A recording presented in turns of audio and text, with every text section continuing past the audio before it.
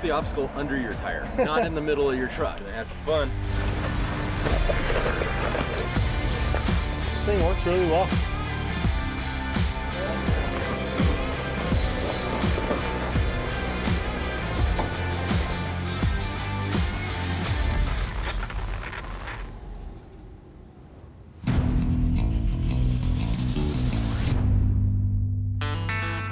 Welcome to another episode of On the Trail. I'm your host, Collin Coates from Built2Wander, and today we're exploring Hancock Pass, located just outside of Buena Vista, Colorado.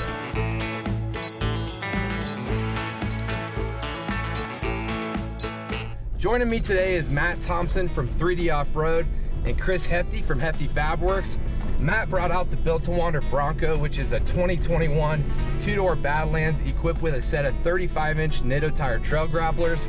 Chris is rocking his 5th gen 4Runner on a set of 38-inch Nitto Ridge Grapplers, and I'm driving our 2022 Jeep Wrangler Rubicon 392 on a set of 37-inch Nitto Ridge Grapplers. If scenic alpine loops, old railroads, and rich mining history is your thing, this trail will not disappoint.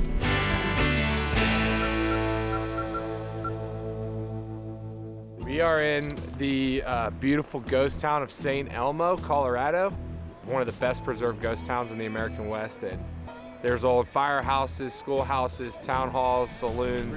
Most of these buildings are from the early 1880s, and it's just mind-blowing to just see them still standing the way that they've been preserved over the years. I think Matt's a chipmunk whisperer. Who knew? So we rolled into St. Elmo from Buena Vista, about a 20-minute car ride. This is a great staging area for Hancock Pass, which is the trail that we're gonna be hitting today. So the trail starts just outside of town here. So we're gonna roll up and go hit the trail and see what the rest of the day has in store for us. Ready to go. It's like, how close can I get? You want some of me? You want some of me? I've never been on Hancock Pass before, and so having Matt Thompson and Chris Hefty along for the adventure today is definitely helpful. It's comforting knowing these guys have been on the trail. It's a love-hate relationship. Mostly love, some hate. I was gonna say mostly hate, a little bit of love. One or the other. We got on the trail right out of St. Elmo onto Hancock Pass, and it seems like a pretty easy dirt road. And as you make the turn to go up the Hancock Pass, the boulders start getting a little bit bigger, it becomes a little more marbly. The rocks are trying to move around underneath you some.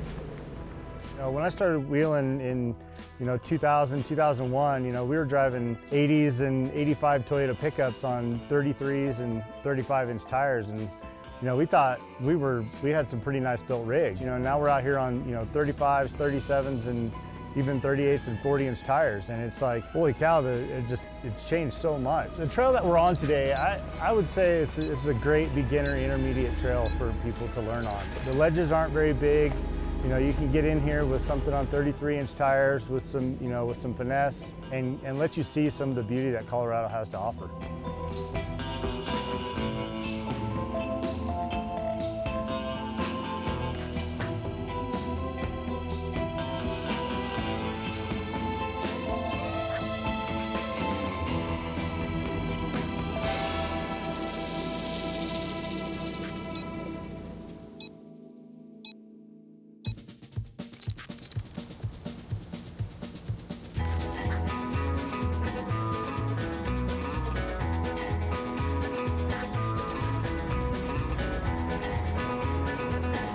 I'm driving my 2015 Toyota 4Runner. It's on a 3.5-inch long travel suspension. Lots of body modifications and widening things up. We're running on a set of 38-inch Nitto Ridge Grapplers. The tires are amazing. They've been grabbing everything that we've been throwing at them. They stick really well to the rocks. They handle great on the road.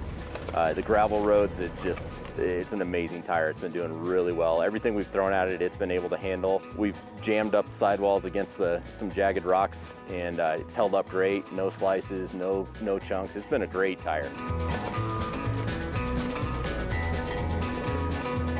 You know, my passion and love for everything automotive and off-road actually sparked from a very young age. Went out with a family friend and he took us up in an old power wagon up into the hills in Colorado and had a blast doing it. He immediately came back and bought myself a 1978 Ford Bronco and started fixing it up, and I've been through about 30 Jeeps and Broncos since then. And you know, this is my first Toyota, and I love it. It's a great truck. I've had it for 8 years now. It's just a blast. I absolutely love it.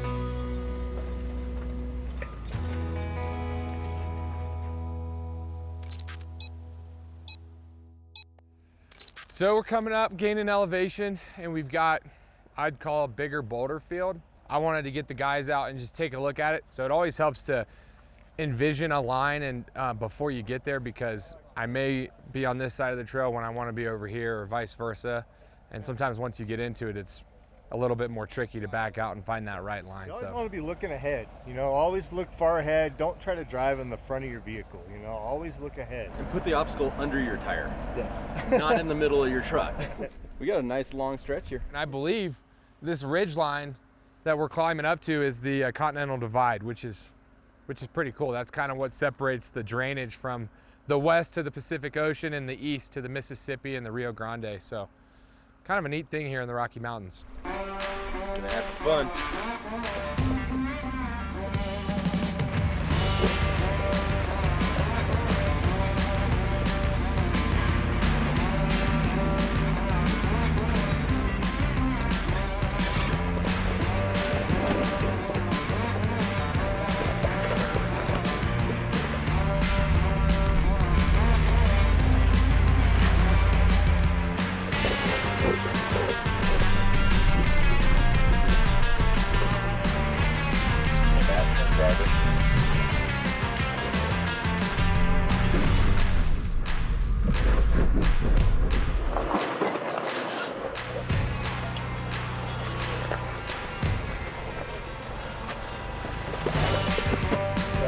This thing works really well.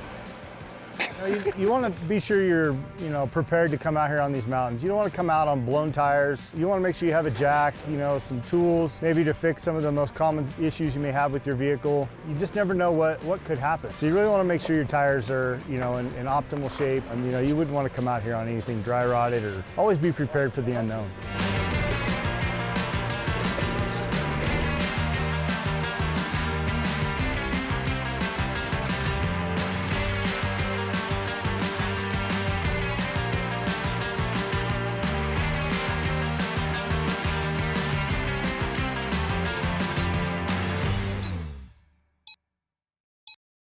I think the coolest part of today was coming over the Continental Divide.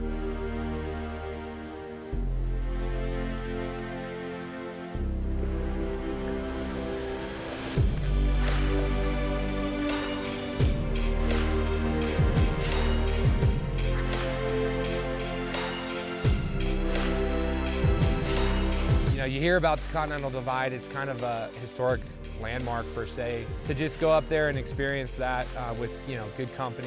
You get up to the top, up to you know, the Continental Divide, with the scenery up there is just absolutely epic.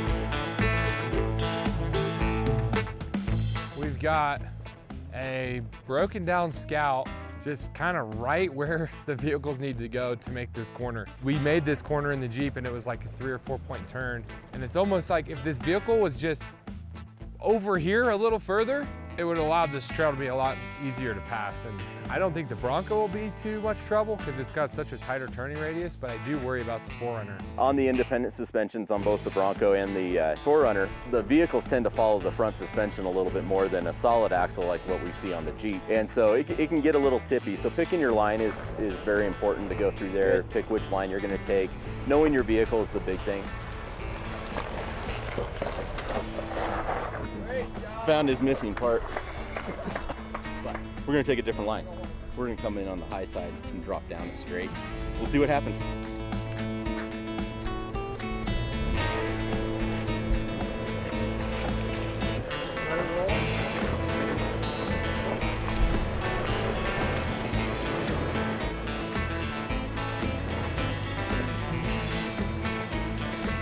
Nice job.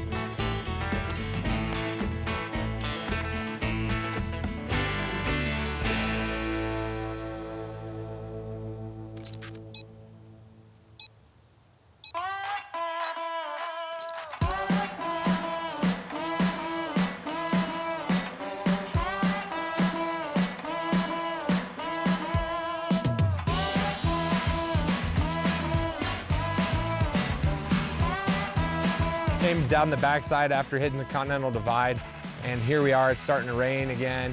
The skies were as blue as far as the eye could see, but then the clouds roll in before you know it. So it's so important to be prepared for weather. You know, bring cold weather gear, bring rain jackets, you know, basically just be very mindful of the trail. Be mindful of where your vehicle is on the trail in those types of conditions. If you're at the top of a summit of a peak, you know, it's very dangerous. The lightning strikes happen quick. They go through the rocks, and it happens every year out in Colorado. People get struck by lightning. They just find themselves on top of a mountain and aren't prepared for what's ahead.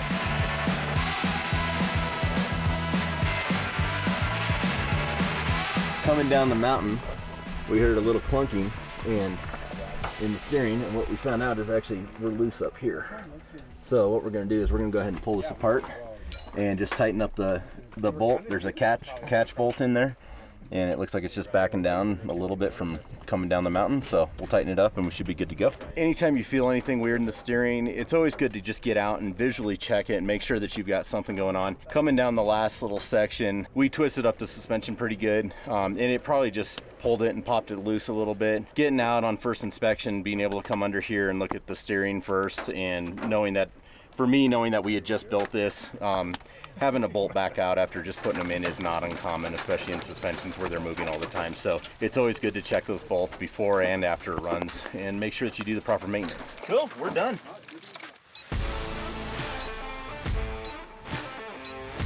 So we're at the old Sherrod Railroad Loop, which actually took miners and goods and different things from Pitkin up to the Alpine Tunnel, which is just beyond us, cuts right through the Continental Divide. You know, when you see this stuff out here, you know, you think about how did they get these building materials out here? Horse and buggy them all the way? Did they have sleds at some point?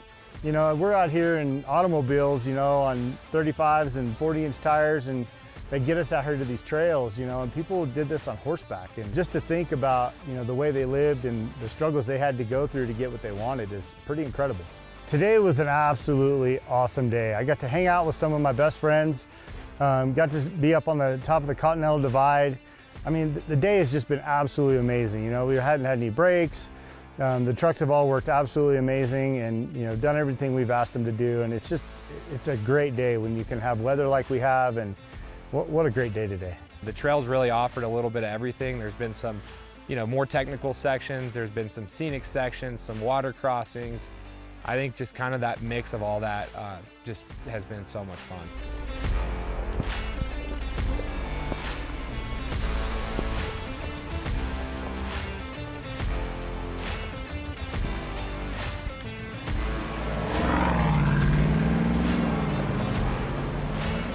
What an epic day we had on Hancock Pass. We're just now finishing up the trail. We're gonna run from Hancock Pass over to Tin Cup Pass, and then ultimately back down into Buena Vista. We had a little bit of it all today. We had the old railroads and mining history. We had the Continental Divide, some technical rock crawling, and ultimately some weather that hit us on our way out. I wanna thank Chris Hefty and Matt Thompson for joining us on the trail today, and Nitto Tire and Driving Line for having us out. And I ultimately wanna thank you, the viewer, because you guys keep watching, and that allows us to continue to hit the trail with you guys. Do me a quick favor, like, comment, subscribe, let us know where we should go next, and we will see you on the trail.